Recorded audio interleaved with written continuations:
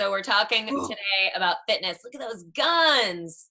Yeah, I don't mess around, Mel. Yeah, I'm excited to talk about fitness because I want to hear you start. one of my passions. Like, as we know, I've been pretty obsessed with fitness.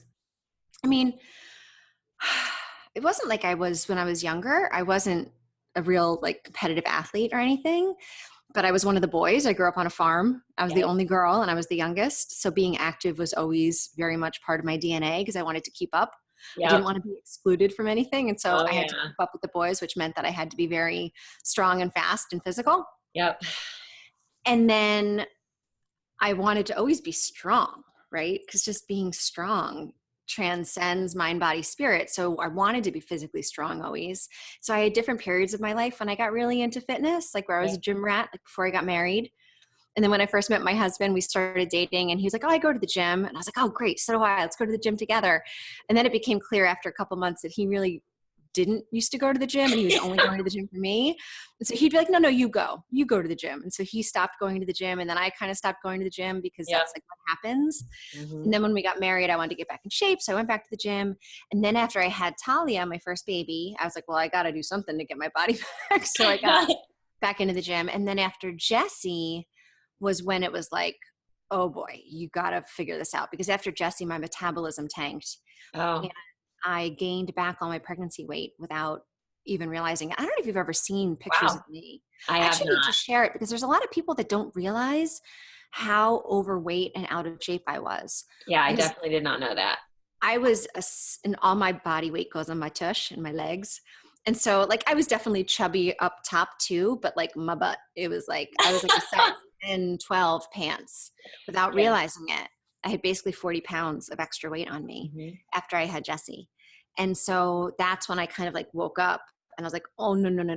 And then I got really into it. And I had a mentor, my friend Sylvia, who basically kind of held my hand and got me into shape, like beyond anything that I ever thought was possible. The number of lunges and squats and jumps and craziness that this fabulous soul sister made me do changed my life. That planted the seed that then has sprouted into what really is now a lifestyle because it is a lifestyle. And I prioritize fitness on every level because, you know, everything about life is use it or lose it. We know this. It's like the basic principle of aging.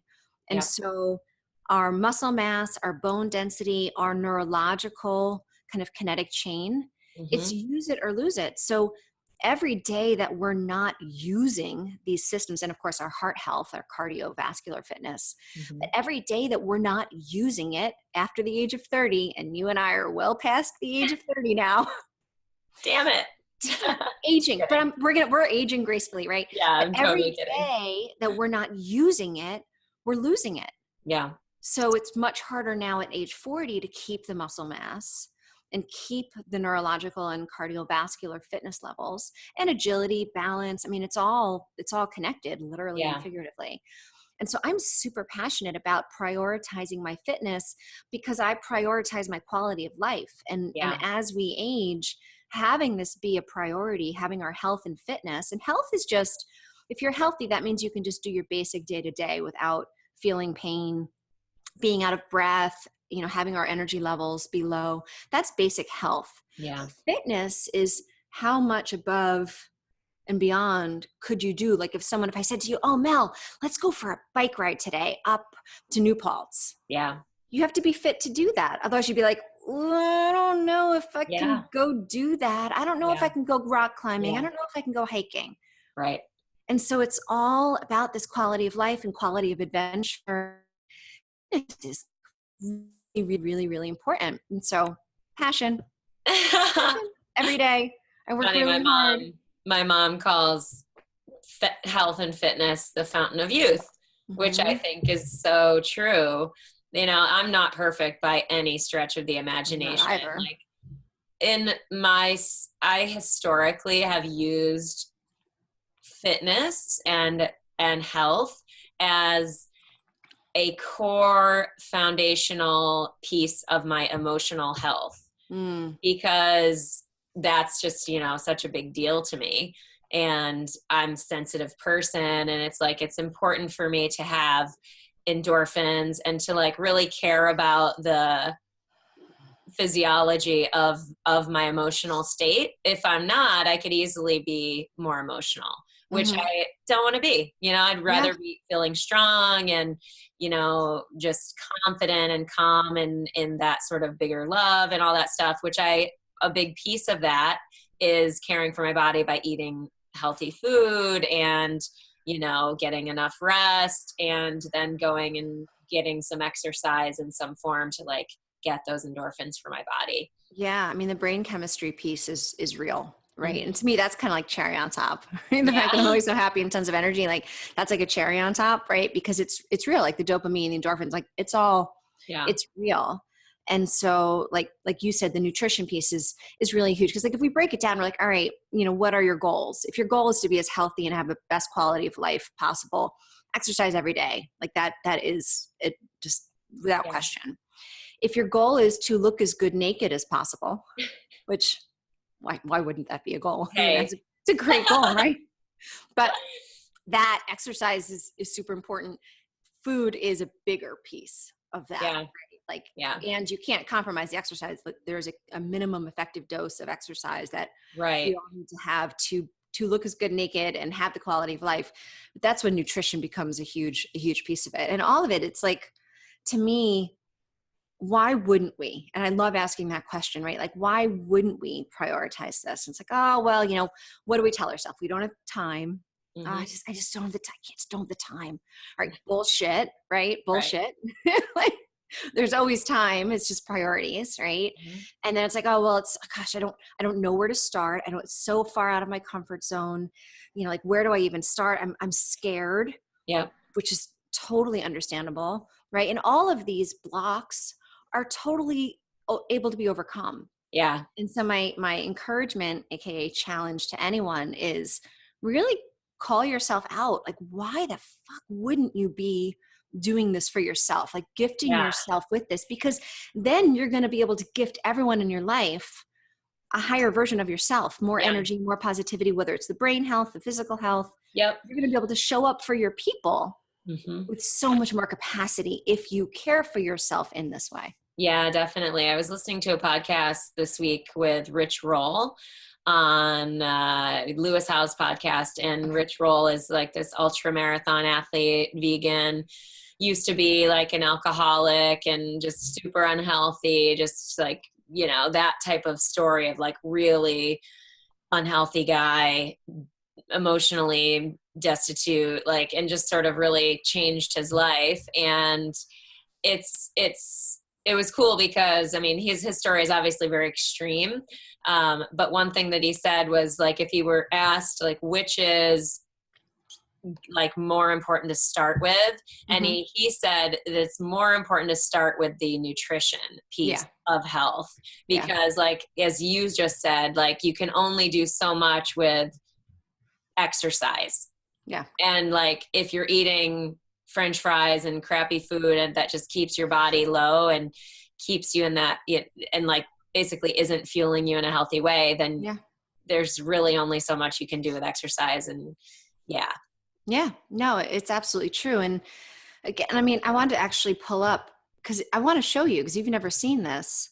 I'm going to share a screen for a second, if that's okay. Yeah, of course. Because this is like, it's no joke, really no joke, how overweight I was. And I didn't really take any pictures. Can you see this? Oh yeah, there you are. Yeah. So I don't know if you can't, because I did not let anyone take pictures of me during this period. Yeah. Clear. But like, look at my face. Yep. And look at my arm. Yep. I was really big. Yeah. Like really big. And I wasn't even aware of it. That's the craziest thing, right? Like I wasn't even aware of it. So yeah. Well, and it's oh. And I stopped share, but I should be back now. Oh, exit full screen. Sorry. No, it's good.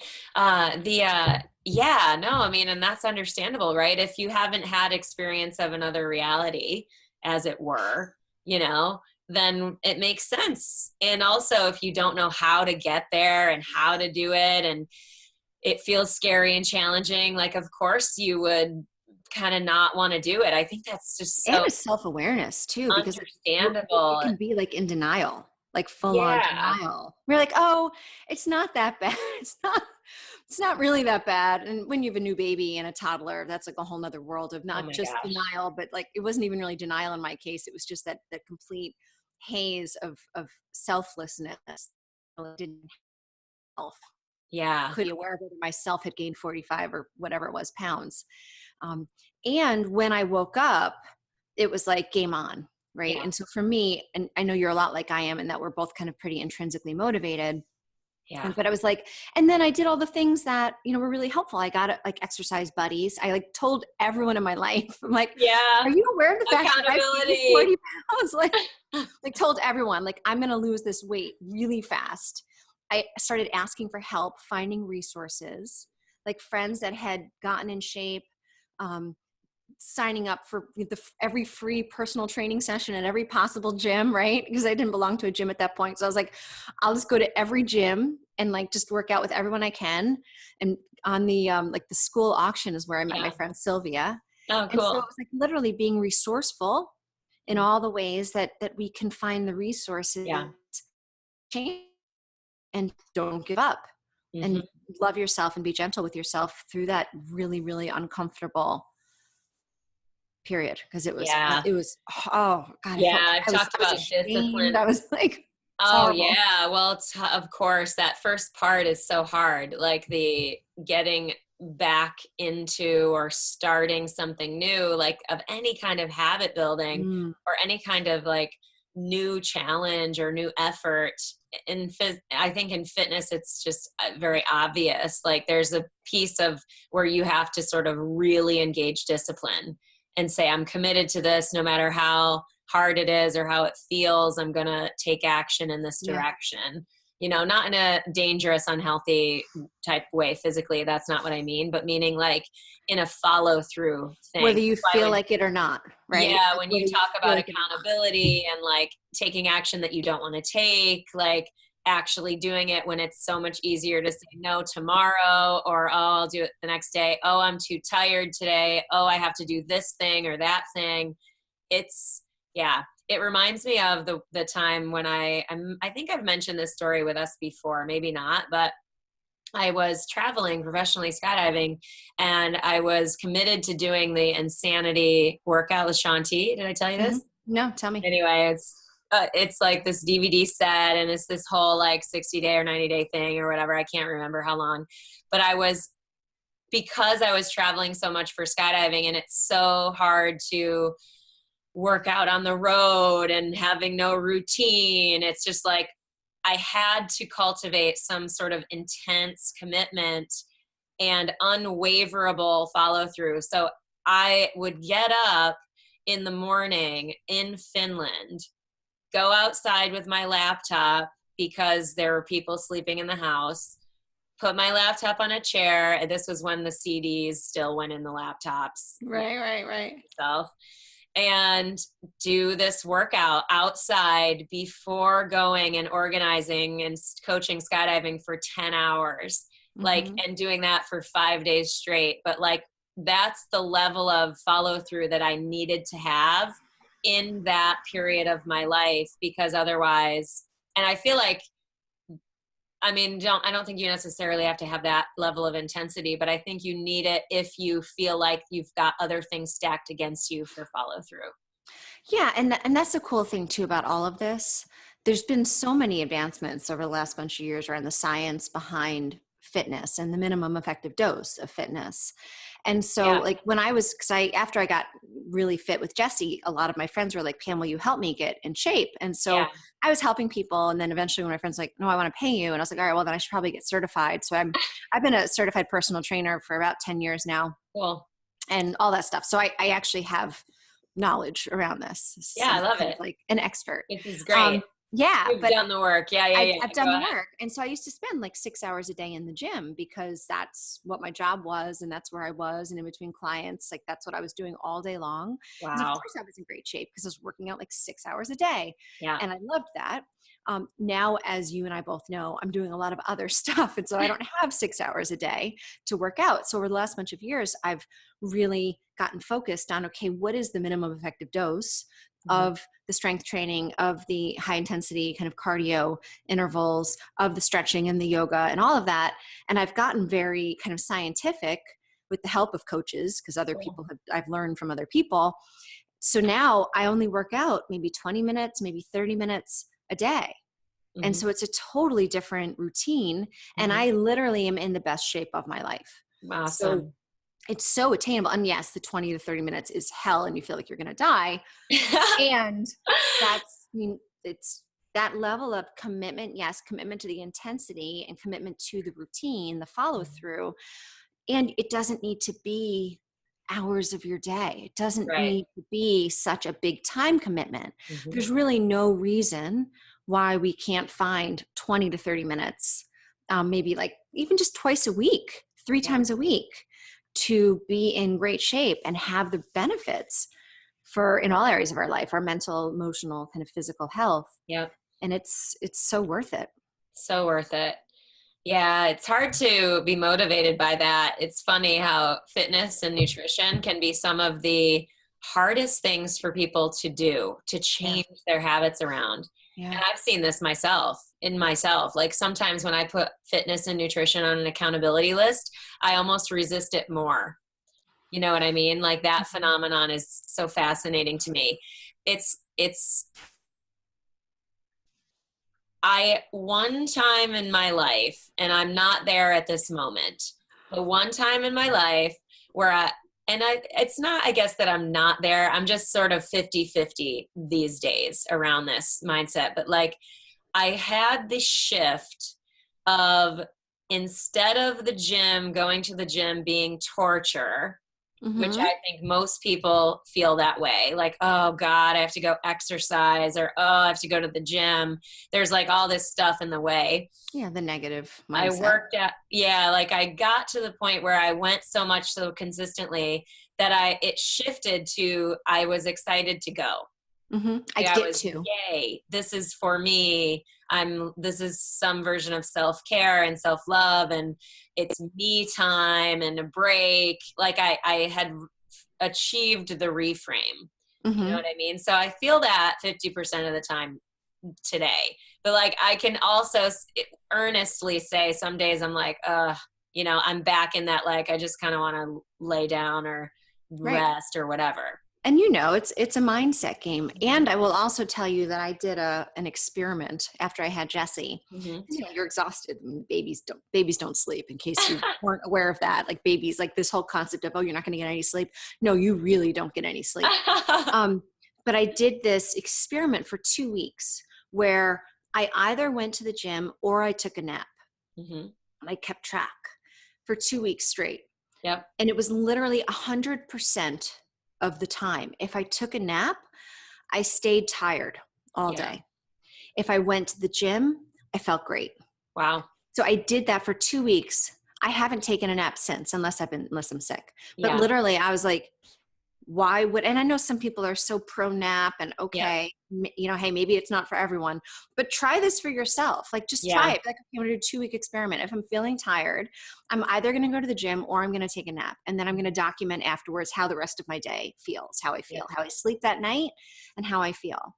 Try it for yourself, because for me, it was 100% of the time. If I went to the gym, I felt great. I slept great that night. I felt great mentally, physically, spiritually. Yeah. And so literally that was like a rewired or a permanent reframe, because if I listened to the voice that said, oh, you're too tired to go to the gym, like, oh, you don't feel like going to the gym, I would override that. Like, what the fuck, Pam? I'm like, shut up. 100% you did this, because I'm a science girl. I'm like, evidence-based research, right?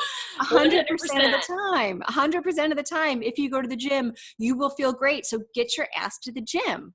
Like, what are you doing? And so that for me was the shift, where after that, I may not want to go to the gym. Like I may be like, okay. And I know that's the prescription for me to feel my best. Yeah. Like get my ass to the gym. Yeah, exactly. It's amazing the power of it. It's like for the people in the resistance, and I say the people, meaning myself, certainly in that occasionally as well. It's like, it's so annoying that that's the case. Well, if Because you think about it too, it makes sense, right? The gym and the food stuff are probably our two biggest kind of physically sensual situations around comfort, right? It is not comfortable by design. Like going to the gym, if you're comfortable, you're not doing it right. Like it is the definition of getting out of your comfort zone. So of course, our comfort part of our brain that's wired for survival and hates change and hates discomfort, it's going to fight tooth and nail. And food's the same thing, because all of that yummy, sensual, the refined grains, processed foods, all the sugar, all the can't crap, even touch that stuff the salt anymore. and the fat, like the French fries in our mouth to our brains, it's telling us that, oh, this is so good. And I encourage people that are still in that place of eating that crap and thinking that it's a treat and you deserve a treat because you've worked really hard or whatever, right? But it's a treat. Is it really a treat? It may taste good for a second, but how does it feel in your mouth? How does it feel when you swallow it? How does it feel in your body? Agreed. How do you feel 5 minutes later? How do you feel 30 minutes later? Pizza is not a freaking treat. It's like, how does pizza taste when you first taste it? It's like, woo! How do you feel after you've had pizza a half an hour? You're like, oh, yeah, that's not a treat. So reframe around, like, what is a treat? Like, what does your body really crave? Like, what's the fuel? What's the nutrition? And get out of the mindset that ice cream is a treat. It's not. If you really research what ice cream is, it is not a treat. Cake, cookies, all of the sugar and the fat, that's not a treat. Real nutrition is a treat. Like our cells need, our muscles need, our heart needs real nutrients. Like that's the treat. Finding healthy food that feels like a treat that I really love eating, that's been a crucial part of me being able to maintain healthy eating, big picture. I also tend to go the route of not having the stuff around. Like I can't have it around. If it's around, especially by the evening, like I'll be able to resist it if I'm strong and I'm feeling a strong day. But if I have a rough day, or if I, just like don't have it in the house, I cannot have it around. Eventually, I will break and eat it. It's true. You're human. Like, there's research that you only have so much willpower through the course of the day, and especially by the evening, you get tired and you kind of regress into the habitual, I'm just tired, I just want to feel better. Right. Place. Exactly. And to be mindful late in the day is harder. And so just don't have it in the house. Like, absolutely, which is hard because I have a husband and children who not necessarily on board with all this. And so for me, I just remember I really stay focused on loving and honoring and respecting my body and asking myself before anything goes in my mouth, is this something that my body really would love? Yeah. Not my mouth, not the part of my brain that's feeling tired and lousy and wanting comfort or water. And self to find comfort and pleasure in other things, like go take a hot shower, have a cup of tea, a warm cup of tea. Like go get a hug from my kids. Like, that's notice. A great idea. Where can we source comfort in other ways? Because if you're using food as comfort, it's great to have sort of a list of things to be able to substitute, for sure. Yeah. And it's only natural that this is going to be hard, especially for most of us raised in households where food was the reward, right? Like, oh, you did so great on your test. Let's go get cupcakes. Or, oh, did you get hurt? Here, have a cookie. Oh, come here. I made you this delicious, cake. It's love. Of course, the brain cells that wire together. So for most of us, food is wired into that comfort, pleasure circuitry in our brain. So it's only natural. Yeah. It's understandable. And now we need to rewire our brain. Yeah. So food isn't that. What would you suggest to people who want to get into the fitness, want to say, okay, you know what? Damn, I'm ready. Like, I acknowledge I'm not in a good spot. Like, what would you advise to people wanting to get fit? Well, first of all, you can reach out to me. I'll talk to anyone right now for at least a half an hour and give you kind of the resources of where you're at and what fits in. I love any of your people are my people. So you can always just reach out to me and I'll talk to anyone. But there's a bunch of really great resources out there. And depending on how intrinsically motivated someone is, or if someone needs help, I mean, see if you can get a good personal trainer, because having a coach, having a trainer that knows and can help you get into a routine that works for you is key. The reality is most of us need more help than like a once a week personal trainer, because especially we're talking about the food and the rewiring of our brain. I used to work for and run a behavioral therapy based food and weight program, the Beacon program, which is great for the kind of dialectic behavioral therapy changes we need around food. Like if someone really struggles with food addiction, because a lot of us do, we're addicted, and you have a food addiction problem. If you want to make a change, and this is like addiction of any sort, right? You know that you're making choices that are out of alignment with your big goals that you can't change. That's addiction. Like that's compulsive. Like it's somewhere on the spectrum of a compulsive behavior or an addiction, right? Like if you try to stop eating the cookies, eating the sugar, eating the cake, in my case, it's more the fat and the salt, like the popcorn. Like that's my pistachios. I know, me too. Pistachios, because pistachios are like healthy-ish, but I eat way too many of them, right? So it's like, I'm human too. Yeah. But there are programs out there like the Beacon program. There's another woman, Susan Pierce Thompson, I think her name is, Bright Line Eating. Is another really great program. If you're struggling to make the changes on the food side of it, then there's so many great resources out there to help you actually make the change. And then on the fitness side, there's so many great options. But I would say get educated about the minimum effective dose. Yeah. My friend Lorenzo Delano, his blog, he's got a lot of great stuff on that. There's people like Ben Greenfield. What's that blog website? melaniecurtis.com. Okay. And then Mind Valley is actually launching a quest soon with Ben Greenfield. Okay. That it's the Look Good Naked program. I don't know how long it's going to be before it launches, but I've seen the program because Lorenzo is actually helping make it. Nice. So I've seen it, and it's awesome. And it includes things like the hot cold therapy, because when we really start talking about longevity, we want to be taking into account all of our systems, which I don't know how much you know about, like the cold plunge and the hot sauna. Like I don't know a lot about it, but I've heard. Yeah, the science is there. I mean, the science shows us that increases our cardiovascular and our neurological health. Wow. So we live longer if we subject ourselves to that torture, which again, it's out of the comfort zone to suddenly submerge yourself in, maybe 50 degree or 48 degree water, right? Yeah. It's not comfortable. You feel like you're dying. And it gets the results. So do you want to take 5 minutes of feeling absolutely awful to then feel great the rest of your day and the rest of your life? Right. Yeah, I do. I do. I'm willing to be uncomfortable for 5 minutes to get results that help me live longer and be healthier and have a great quality of life and show up for my people and do my best work. Yeah. Hell yeah. Hell yeah. Hell yeah. Bring it on, motherfucker. I'm like, what you got for me?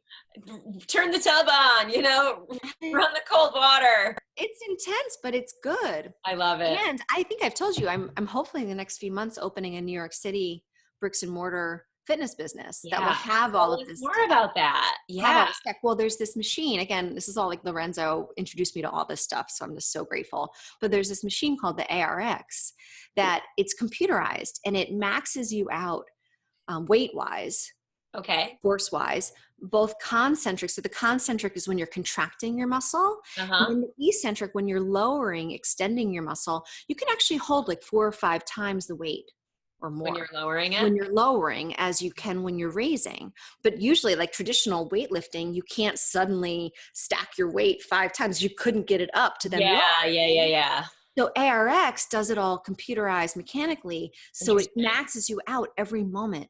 And so you work out like 1/10 the time, but you get 10 times the result. It's insane. It's absolutely insane. So you can work out for like 10, 15, 20 minutes once a week and get the muscle mass that you would if like you could never actually achieve in a traditional strength training regimen. Like it's impossible. It's unbelievable. It's so cool. So hopefully, and I've been using this machine for the last almost 6 months now, and that's why one of the reasons why I'm in the best shape of my life. So there's that, and then there's a bunch of other like biohacking things like the cold plunge, the cold tub. There's infrared lights. There's all kinds of stuff. There's the electromagnetic pulsing. There's all this stuff that science shows you gets you the results. So again, it's like if you have access to the latest gadgets that actually work as opposed to all the fad stuff. Right. I remember like in the 50s. Like, I think that's part of the unknown, or the fear is like, is this actually going to work? Yeah. Well, the cool thing, the ARX, it's all empirical. So you can objectively see, okay, last week that was my max. This week, this is my max. Cool. 3 months ago, I could only like, the amount of weight that I'm able to lift now is insane. I never thought in a million years I'd be able to be as strong as I am. Yeah. But you can see how each week over week, you're increasing your strength. Awesome. And then you can look week over week how you're increasing your muscle mass. That's so awesome. I would encourage everyone, not necessarily to track your weight, but to get a scale or find a way to measure your muscle mass and your fat. So you can see that, okay, I may weigh a little more, but my muscle percentage is up to 35% and my fat percentage is down to, 18%. Love it. So you see week over week that your body is changing, your body's getting stronger. And muscle mass is the highest kind of predictor of overall physical health. So muscle mass is tied to all your other systems. If you can only look at one thing, and like you're protected from injury, your metabolic rate goes up. Like if you're going to track one thing, track how much muscle you have, because that's the best indicator of how healthy you are. Love it. Cool stuff. Girl. Yeah. And muscle mass is tied to bone density, because strength training is how you increase your bone density. And as we get older, we need to worry about osteoporosis. Yep. So you and I need to be strength training to keep our bones as strong as possible as we age. Love it. Yeah. You are the expert on today's call, my love, and I love that. Thank you for sharing your wisdom. Thank you for listening. I love it. And know that I got you. If I can, I'm grateful. I'm grateful. I feel once like I open, you're coming in New York City. You're hell yeah! Of course I am. I am so in. You don't even know. Like, half the time it's like I go outside and I do a run, or, I'll do something just in my living room and, do some push-ups and sit-ups and squats and stuff like that, so making the most of the environment that I have available at the moment, like really making use of it. Like I feel like that's something that the traveling did help me get out of my own way. Is it like the excuse of like, oh, I need a certain environment or whatever, like the world tour. I mean, that's when I was running like around the world, quite literally. That was a big emotional thing too, of course, like really needing the endorphins, like as I was going through a big grief process, but like, but learning and really like having that, like no excuse, like 100% going, and really using it, like going, I could be anywhere in the world and still sort of make this happen. So like that whole, like, oh, I need a gym or I need a thing. It's really not the case. We can make do with what we have available, and that can serve us as a baseline starting point till we get to that place where we can go to your new awesome gym, and we can do whatever other thing that maybe calls to us. No excuses. Like every area of our life, no excuses. If you catch yourself making any kind of limiting statement, like, oh, I can't, if you in any area of your life say I can't about anything, be like, wait a minute, I can't? Really? Agree. Like, really, let's call a spade, you won't. And how come? And is that really of service? Yeah. Right? There's no such thing as I can't. There really isn't. I love you. I love you. Oh, this has gotta be good love. This has gotta be